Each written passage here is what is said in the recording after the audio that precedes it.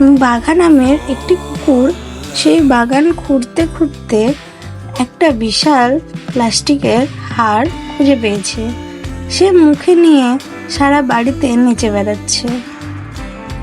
তার খুব গর্ব, সে একটা বড় হাড় পেয়েছে। বাঘা ভাবলো এই হাড়টা কোথাও লুকিয়ে রাখতে হবে, না হলে বেড়াল এসে নিয়ে যাবে। সে একটা ঝোপের আড়ালে গিয়ে খুব সাবধানে গর্ত খুঁড়ল। তারপর হাড়টা সেখানে রেখে মাটি দিয়ে চাপা দিল।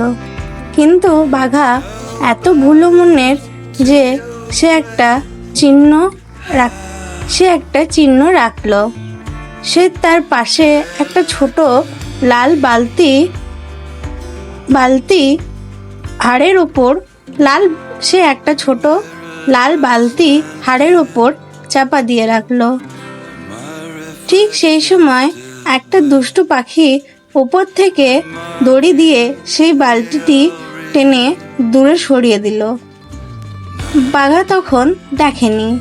কিছুক্ষণ পর বাঘা ফিরে এলো তার হাড়টা নিতে।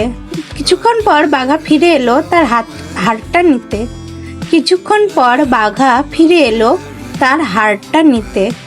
সে দেখলো লাল বালতিটা একটু দূরে পড়ে আছে। সে ভাবলো হাড়টা নিশ্চয়ই ওই বালতির নিচেই আছে। বাঘা গিয়ে বালতির নিচে মাটি খুঁড়তে শুরু করলো। খুঁড়তে খুঁড়তে সে বিশাল একটা গর্ত করে ফেললো, কিন্তু হাড় পায় না। সে ভাবলো সে ঘামছে আর হাঁপাচ্ছে। হাড়টা কি মাটি ফেরে পাতালে চলে গেল? ঠিক তখন তার পুষি বেড়ালটা এসে বলল, কিরে বাঘা, তুই এখানে কুয়ার গর্ত খুঁড়ছিস কেন? বাঘা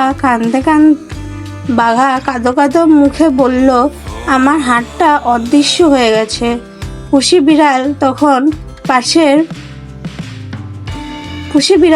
পাশে পড়ে থাকা আসল জায়গাটা দেখিয়ে দিল, যেখানে মাটিটি একটু উঁচু হয়ে আছে। বাঘা সেখানে গিয়ে নাক দিয়ে একটু মাটি সরালো। হাড়টা বেরিয়ে এলো।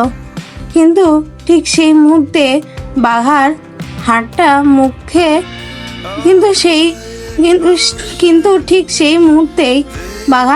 মুখে নিতেই তার হিঁচকি উঠতে শুরু করলো। প্রতিবার হিঁচকি উঠছে আর বাঘার মুখ থেকে হাড়টা ছিটকে দূরে পড়ে যাচ্ছে। আর বাঘা অবাক। প্রতিবার হিঁচকি উঠছে আর বাঘার মুখ থেকে হাড়টা দূরে ছিটকে পড়ে যাচ্ছে। আর বাঘা আবার ওটার পেছনেই দৌড়াচ্ছে।